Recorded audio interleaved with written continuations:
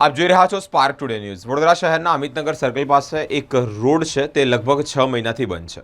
આ 6 મહિનાથી રોડને કારણે જ બંધ રોડને કારણે લોકોને અવરજવરમાં પણ તકલીફ પડી રહી છે। સામાજિક કાર્યકર્તા કમલેશભાઈ પરમાર ત્યાં પહોંચ્યા છે અને તેઓ આક્ષેપ પણ કરી રહ્યા છે કે નાગરિકોને હેરાન કરવાનું એક ષડયંત્ર રચવામાં આવ્યું છે। ડ્રેનેજની પણ કામગીરી ચાલુ છે। ડ્રેનેજની કામગીરી જે ચાલતી હોય ત્યાં જે કારીગરો છે એટલે કે જે काम करनार लोको छे ते पण गोकुल गतिए काम करी रह्या छे। साथे जे कॉन्ट्राक्टरने काम आपवामां आव्युं छे ते पण गोकुल गतिए काम करता होवाना आक्षेप करवामां आवी रह्या छे। वडोदरा शहेरनी जे जनता छे એટલે કે वडोदरा शहेરના જે લોકો છે તેઓને અહીંયાથી અવરજવર કરવામાં તકલીફ પડી રહી છે અને તે લોકો જ વહેલેસર આ જે રોડ છે તે સરખો કરવામાં આવે તેવી એક માંગ કરી રહ્યા છે। આ બસ મોટો ભ્રષ્ટાચાર થયો છે। આજે તમે જોશો કે પેચવર્કની કામગીરી શરૂ છે એટલે આ રોડને કોઈ વેલ્યુ નથી। જો કદાચ ખાડો પડી જશે તો તેનો જવાબદાર કોણ?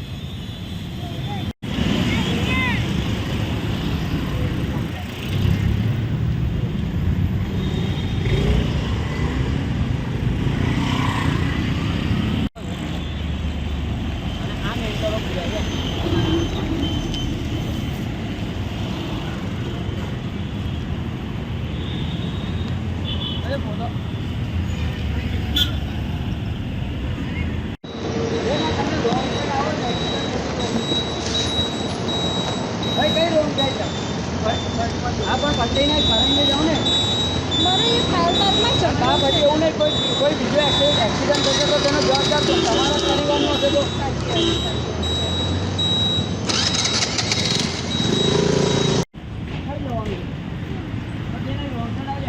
એક્સિડન્ટ થશે તો અરે કરશે એ નહીં રાખી અને એ ઘૂમક્યા નહીં થઈ જાય।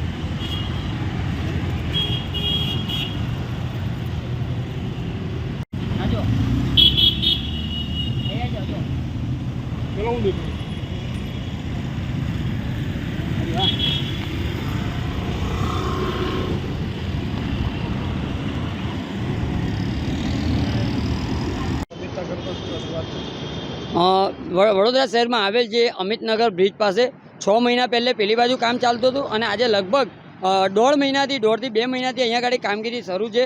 જે ડ્રેનેજની કામગીરી છે આ કામગીરીની અંદર મસ્ત મોટો ભ્રષ્ટાચાર થયો છે। અમારો ખુલ્લો આક્ષેપ છે કારણ કે આ જે ડ્રેનેજની કામગીરી જે તે કોન્ટ્રાક્ટરે કરી છે એ કોન્ટ્રાક્ટરને જ્યારે કહેવાય છે કે જે કામગીરી પૂર્ણ થઈ છે ત્યારે એને પાણીનો છંટકાવ કરવો જોઈએ, સાથે મેન્ટલોનો જે ભરાવો કરવો જોઈએ અથવા તો છારું રોડા નાખવા જોઈએ, પરંતુ કંઈક ને કંઈક રેતી નાખી અને જે પેચવર્કની કામગીરી કરવામાં આવી રહી છે। એટલે ખાસ કરીને આ જે ડ્રેનેજની કામગીરીની અંદર મસ્ત મોટો ભ્રષ્ટાચાર થઈ રહ્યો હોય તેમ પણ લાગી રહ્યો છે। સાથે જે ડ્રેનેજના જે ચંબર છે તે પણ તમે જોઈ શકો છો કે હલકા ગુણવત્તાનો સિમેન્ટ વાપરવામાં આવ્યો છે।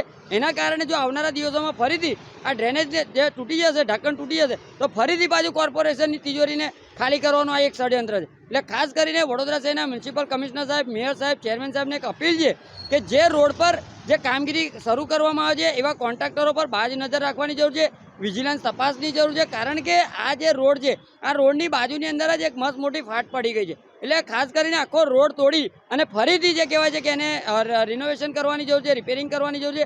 પરંતુ જ્યારે કહેવાય છે કે હાલમાં જે પેચવર્કની કામગીરી થઈ રહી છે એટલે કોન્ટ્રાક્ટરને કંઈક ને કંઈક બિલ પાસ કરાવવા માટે આ એક મસ્ત મોટું ષડયંત્ર છે।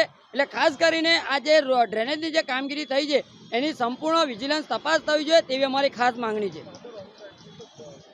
ચોક્કસથી જે કહેવાય છે કે વડોદરા શહેરનું કોર્પોરેશન સાથે જે ટ્રાફિક શાખા ટ્રાફિક એવેરનેસ માટે લાખો રૂપિયા ખર્ચ કરતા હોય, પેટ્રોલનો ધુમાડો કરતા હોય, એવેરનેસ માટે જનજાગૃતિ અભિયાન કરતા હોય, પરંતુ અહીંયા તમે જો કે અમિતનગર બ્રિજ પાસે લોકો જે રોંગ સાઈડ જઈ રહ્યા છે અને આ જ રોડ પર જે કહેવાય છે કે અહીંયા આગળ સ્કૂલ આવેલી છે, હોસ્પિટલો આવેલી છે, મેડિકલ સ્ટોરો આવેલા છે, સાથે કેટલાક પ્રોવિઝન સ્ટોરો આવેલા છે। એના કારણે ઘણા લોકો સોસાયટીના રહીશો પણ ત્રાહિમામ પોકારી રહ્યા છે। અહીંયા ગાડીથી રોંગ સાઈડ લોકો જતા હોય અને જો કદાચ કોઈ અકસ્માત થશે તો તેનો જવાબદાર કોણ? એટલે ખાસ કરીને ટ્રાફિક પોલીસ કમિશનર સાહેબ સાથે મ્યુનિસિપલ કમિશનર સાહેબ અહીંયા ગાડી જાત તપાસ કરે અને આ તમામ જે રોંગ સાઈડ લોકો આવતા હોય તેમને અટક કરવામાં આવે તેવી અમારી ખાસ માંગણી છે। પરમાર કમલેશ, સામાજિક કાર્યકર।